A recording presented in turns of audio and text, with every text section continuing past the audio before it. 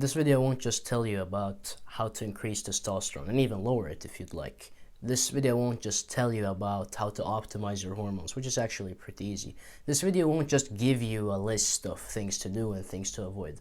I'm going to teach you how the environment changes your hormones, what factors influence your hormones. We're going to be talking about fasting, we're going to be talking about supplements, we're going to talk about the mental side of things. I'm going to talk about everything because this is a topic that has been dear to my heart since I was a child. The first concept that is absolutely essential to understand is that survival is primary and reproduction is secondary. What does this mean? This means that your body prioritizes survival first. When it knows that survival is met, the conditions for survival that is, so shelter, safety, your heart isn't beating because of all the adrenaline from seeing something that might be a danger to you, something like a lion. Food, you've got oxygen, you've got all of these things really. You can sleep, everything that a human needs. Your body will start prioritizing reproduction because it understands that you've already taken care of survival, so now we need to go over to reproduction. Now, why is this the case? Well, if we actually look at what these these are exactly what an organism wants. Your body wants to do two things. You see, you carry DNA, and your body wants you to keep this DNA alive. First of all, that's why you breathe, that's why you do anything really, and it wants to pass on this DNA. It wants this information to continue on existing. That's the primary goal of your reproduction system, the entirety of your body. That's the goal of it, to carry DNA and to pass it on. That's exactly why you have everything that you have. Now this next part will immediately make you understand why I mentioned the survival and reproduction thing. Because, again, when survival is met, you get reproduction. Well, let me tell you something. What happens when you fast? Your testosterone goes down. And then when you eat again, it goes up. So this is a temporary effect, but it goes down. If you don't take care of survival, you won't be thinking about sex. And testosterone is probably the primary thing that increases sex drive in humans. How do I know this? If you give women testosterone, if you look at transgender women who take testosterone, they experience a much higher sex drive suddenly. They say that now they sympathize with men because now suddenly they've experienced this increased sex drive. And it's the same thing with men. If we look at men, we have very high sex drives. Men who are healthy have very high sex drives. Again, if you can control this or not is another topic. But generally speaking, you should be able to have sex at any time. That should be something that you desire if you're a man. And again, you get very horny if you take testosterone as a woman. And so what we can see here is that testosterone is directly linked to reproduction. And what I mean is that if you don't take care of survival, your testosterone will drop. Things happen to your hormones if you don't ensure that survival is met. You have to understand that everything in your body has a value. It's an expense. If you create cells, that's an expense. If you eat food and you need to use energy to digest that food, that's an expense. If you go and work out, that's an expense. All of these things need nutrients. Now, what about testosterone? What about female hormones? What about all of these things? They're expenses. Your body needs nutrients to produce these. Again, you might have heard that if you eat cholesterol and saturated fat, your testosterone goes up. This is true because these things build testosterone. And what you don't realize is I need stuff for testosterone. If you fast, you're not getting these things. So you can't produce as much testosterone. And it's not that you can't produce much testosterone because you've got a bunch of testosterone in your ball sack. It's just that will your body want to release this testosterone into the rest of the body? Because the thing is, if it releases it from the ball sack, then it needs to create more in the ball sack. That's the thing. It's the same thing when you ejaculate. You already have a bunch of sperm, but if you ejaculate, now you need to replace the nutrients, the sperm. So whatever you do, you're always going to lose, even if you have a bunch of it in your body. So based on what we've said, what we want is to optimize fertility. That's the connection I want you to make. Fertility is the main thing here. If you have a lot of testosterone, you're probably fairly fertile. If you have low testosterone, you're probably not very fertile. It's the same thing with a woman. If you've got great female hormones, you're probably fertile. If you've got PCOS and you've got a bunch of hormonal problems, well, then you're probably not as fertile as a healthy woman. So you've got a triangle that says fertility, hormones, reproductive system. Health of the reproductive system, fertility, and hormones. They're a triangle. You can't look at testosterone or female hormones as an isolated thing. You have to look at all of them. And so, what are we trying to increase? All of them. You're not just trying to increase testosterone if that's your goal. And you're not trying to just cure PCOS because you've got hormonal imbalances as a woman. What you're trying to do is, you're trying to look at this triangle, which sits on top of this big base that is survival, which we're going to talk about.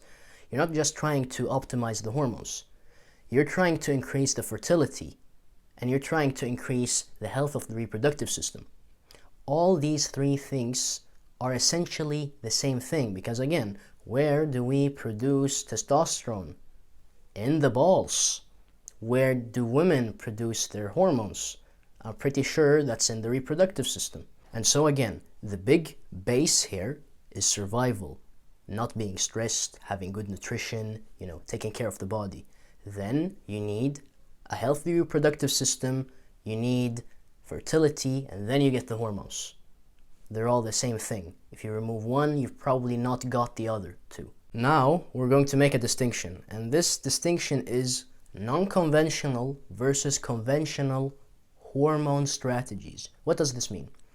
When I say conventional, what I mean is getting sun exposure, eating a better diet, not being exposed to plastic, all of these things that you should avoid and all of these things that you should do. Again, very easy. Things that you should eliminate and things that you should understand. Again, I've made a video about how to become healthy. You should watch it if you want to make sure that the survival is in check. But we're going to talk about it in this video too, but more shortly. That video is more in depth. When I say non-conventional strategies, I mean manipulations. So your body gets a signal from this thing that you eat or do that tells it to release or produce more of the hormone. So supplements that increase testosterone, they're most likely going to do this because they're not giving you building blocks to build testosterone. That is something you get from food. You should eat eggs and fat and cholesterol to get that. The supplements aren't doing that because they don't contain cholesterol and saturated fat and other nutrients. They contain substances that signal to your body that you should produce more testosterone, and that's why they increase testosterone. That's why certain testosterone supplements work. That's why certain become horny supplements work, like horny goatweed as an example. The difference is that these will only do something that is very isolated, something that is not necessarily healthy. So if you take horny goatweed as an example, that is a sort of manipulation that gets you a desired result. That's the thing that happens. You're not actually giving your body anything that's very beneficial. It might be beneficial depending on, your situation, I don't know.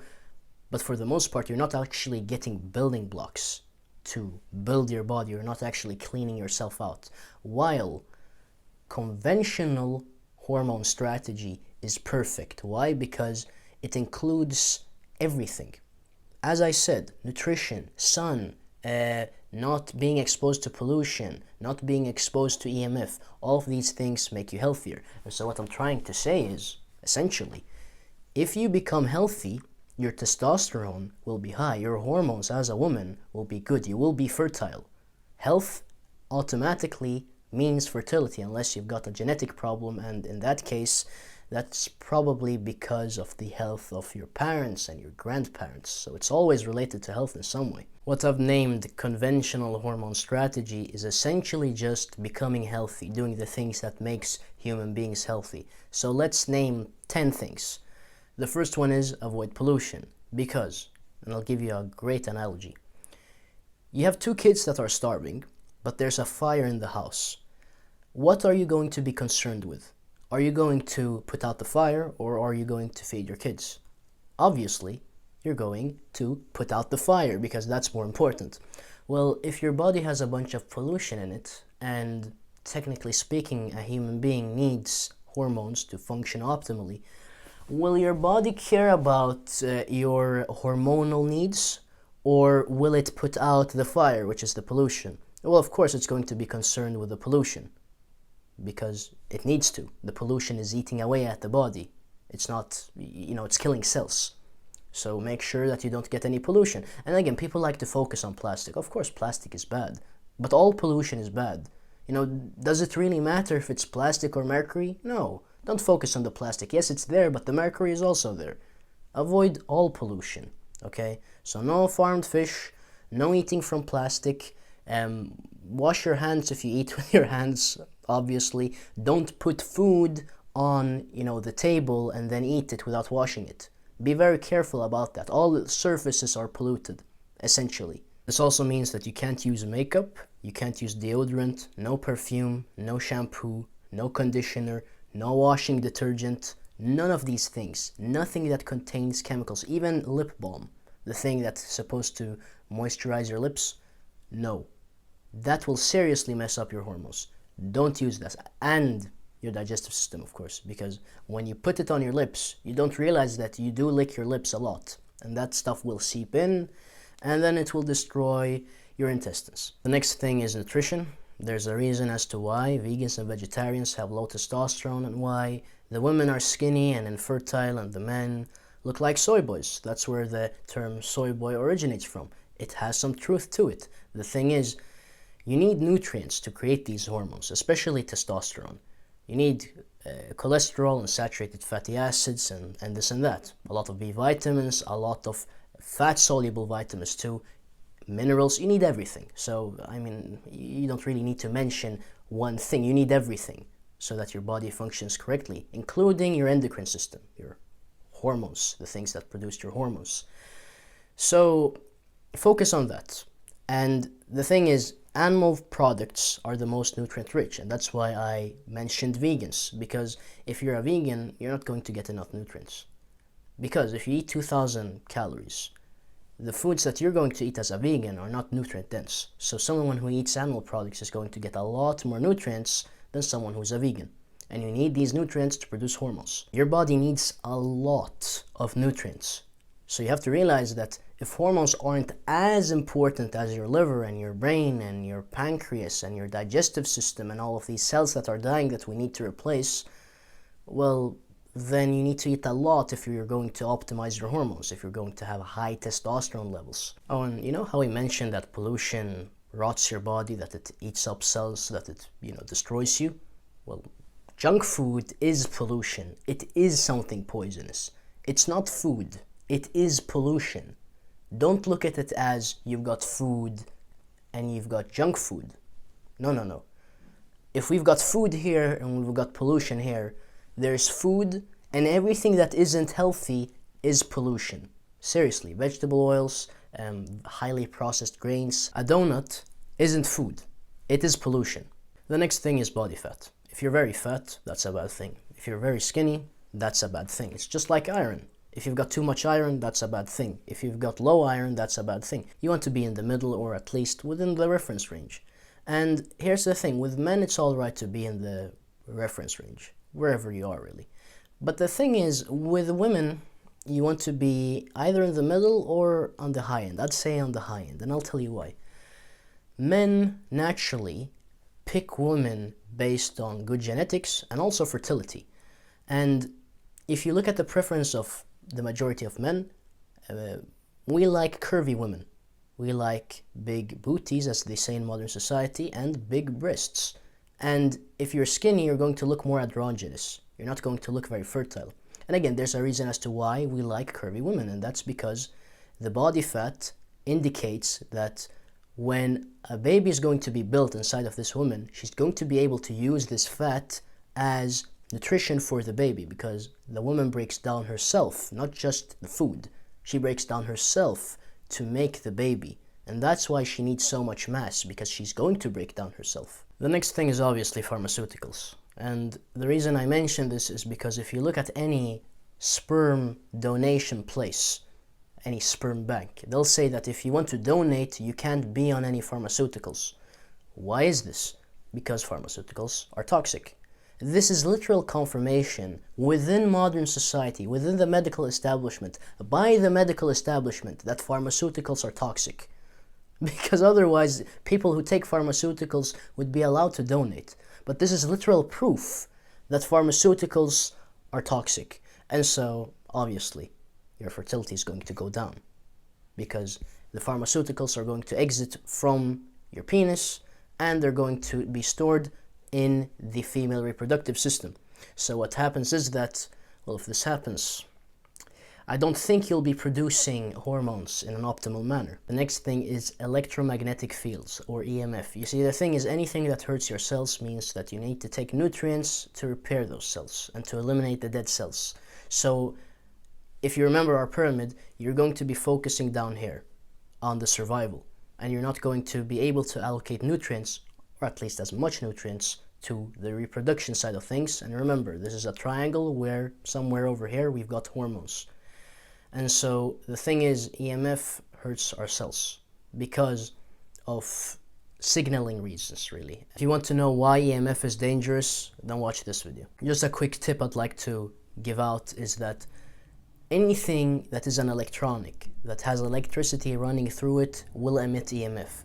So when you go to the barber and this barber is shaving your head, you've got something that is emitting EMF very, very, very close to your head. If you're going to cut your hair, make sure that the barber only uses scissors, and when you're going to cut your beard, use a razor, use scissors, don't use a device. Normally it would be okay if it's something that is far away, but as you get closer and closer, things in physics get very, very strong. And next we've got stress, more specifically high cortisol or adrenaline levels, because what happens is these hormones make it so that your metabolism goes up. Your cells start producing more energy because they think that there's something bad going on and we need to run or we need to fight, the fight or flight system. And what happens when you've got the fight or flight system activated? You need nutrients. So you're going to burn up nutrients. And what happens? You're down here at survival, you're not getting reproduction. And when I say stress, naturally, mental health goes into this. If you have very bad mental health, you're probably going to be more stressed, you're probably going to think more negative thoughts, you're going to be more sad, you're going to create things inside of your body unnecessarily, especially cortisol. This is what we see with unhealthy people that have bad mental health. They're generally unhealthier, they're generally sad. All of these things that I just mentioned go hand in hand. And what happens is, you're down at survival, you don't get reproduction. Again, that's the theme here. The next two things are very related to men, but they could also apply to women in some cases. How you behave and how you think about yourself and other people directly influences your testosterone. So as an example, if you win, if as an example you're in a wrestling match, and you slam this person and you pin them down and you win, and then everybody cheers for you, your testosterone goes sky high. If I'm doing that and there's a woman who I find attractive looking at me, it will go even higher. If I see a woman looking at me and I'm doing some physical activity, I can feel it. I can feel it going higher. And that's hard to describe really. It might not be testosterone, but I've generally always known that there's a certain feeling that makes me more aggressive, more alive, more confident, and these things are associated with testosterone. So I always say that that's my testosterone going sky high. I used to say that to my female friends in upper secondary school when I was 16, 17, 18. Again, I love that kind of stuff. I'm very in tune with what it means to be a primal, animalistic man, which I think is a beautiful thing as long as you're civilized, because obviously I'm civilized. So here's the thing, what do you think happens when you feel like a winner? When you can go out, you know that you look good, you know that you're attractive, you know that you're healthy, you can walk without a shirt, you can do things socially that people don't dare to do. As an example, you have no problems doing pull-ups at the subway.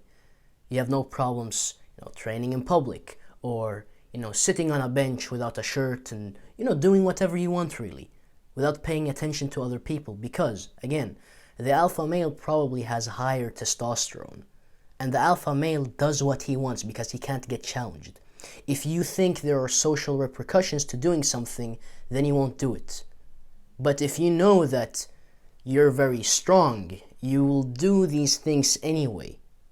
And if you do that, if you have this mindset, again, this doesn't necessarily have to be that you have high testosterone, so you do these things. It can be that you do these things, and so your testosterone increases. So some things I'd recommend as a man, things that you can master, is make sure that you can have eye contact with other men, and if they're strangers, you're not the first one to look away.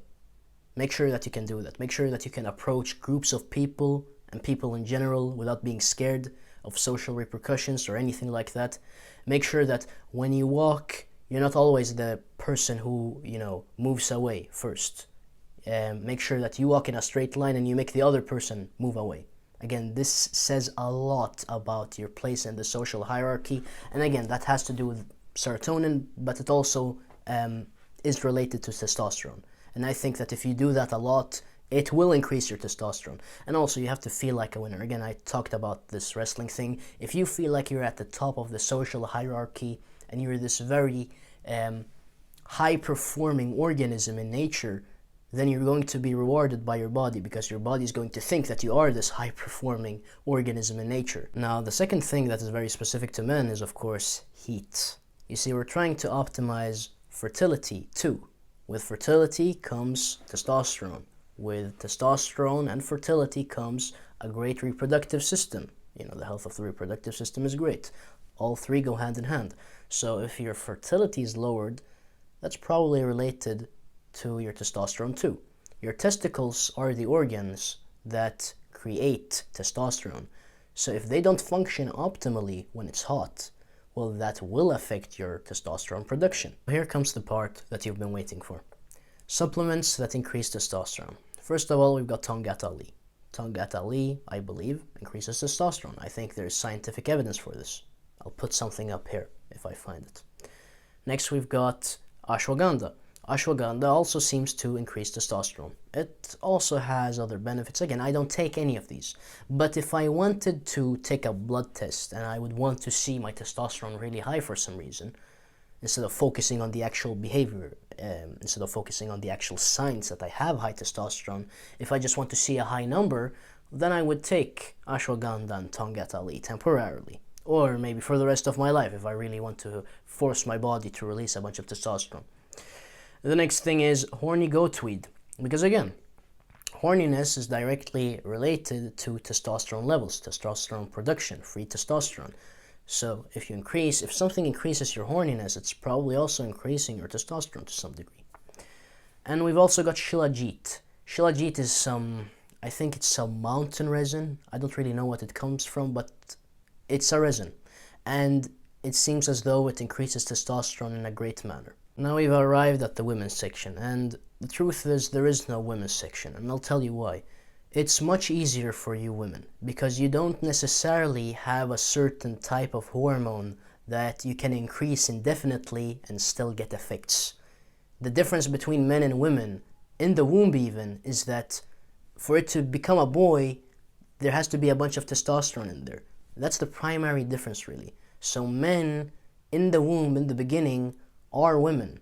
We're the same thing, but then testosterone comes in and then we become men. And so because of that, you don't have anything that you should increase indefinitely. So if you remember how I talked about conventional versus non-conventional hormone strategy, that one is related to your health and one is related to manipulating your body in certain ways to increase or release a certain hormone, you don't have to focus on non-conventional hormone strategy. There is none for you, I believe. There's probably something that increases fertility if you're interested in that. But generally speaking, as a woman, don't think about these things that we men generally like to think about. Just do the conventional stuff. Do the health stuff, the nutrition stuff. Focus on that, and you'll get the health. Again, the truth is that, or the reproductive health, I should say. The truth is that I don't do non-conventional hormone strategy, which is taking shilajit and Tongat Ali and ashwagandha. I used to take ashwagandha. haven't taken the other two. Because I thought that, oh, well, it's good, so I should take it. But now I just realized that the focus should always be on doing things that makes human beings healthy. Then if you want to take a certain thing to get a certain effect, again, horny goat weed makes you hornier if you're into that, you can do that. But the primary thing is health. That's what I focus on. I don't really care about having super high testosterone.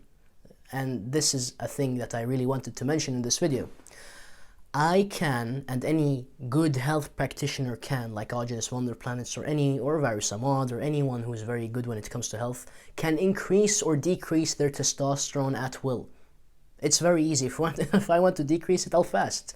I'll eat 1 meal a day, and I'll eat less calories in general. If I want to increase it, I'll eat more. I'll work out more.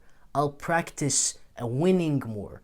I'll probably go sign up to a wrestling class. I'll take Tongat Ali and Shilajit and Ashwagandha, and my testosterone would skyrocket. But again, this requires nutrients. And what I'm focused on is avoiding pollution, removing the pollution inside of my body, and supplying as much nutrients as possible.